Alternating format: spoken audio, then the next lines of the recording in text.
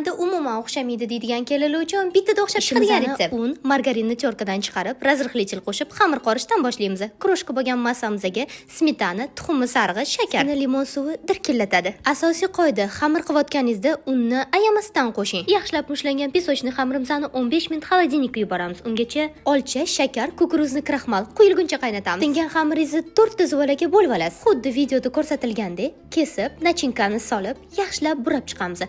Yaxshilab yopmasangiz, ochilib ketish ehtimoli katta. Garnet firmasida eng ishonchli pergamentligisida yangilik qilish. Pergament qog'ozlariga endi qaychi qidirib o'tirmaysizlar. Tayyor bo'linganini sotishyapti. Listingizga ham to'ppa-to'g'ri keladi. Pichonim kuyib ketdi, listni yuvdigan muammolar endi sizni qiynamaydi. Ruletlarim pishguncha kremaga o'taman. Tvorojniy sir, saxarni pudra. To'liq proporsiya videoning tagida yozib qoldiraman. 180 gradus 20 minutda ruletlarim ham pishib qo'rqoq qo'l botirib shatta olib terib tashlaymiz. Xuddi videoda ko'rsatilgandek. 1 soat morozilkada ushlasangiz yetadi. Xohishga ko'ra dekor qilib uydilarimizga tortamiz.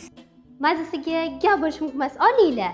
Arining shirinligi yengicha talqinda. Retsept yoqqan bo'lsa, yurakchani bosib, yaqinlarga videoni jo'natib qo'yinglar. To'liq yozma retsepti kommentariyada sizlarni kutadi.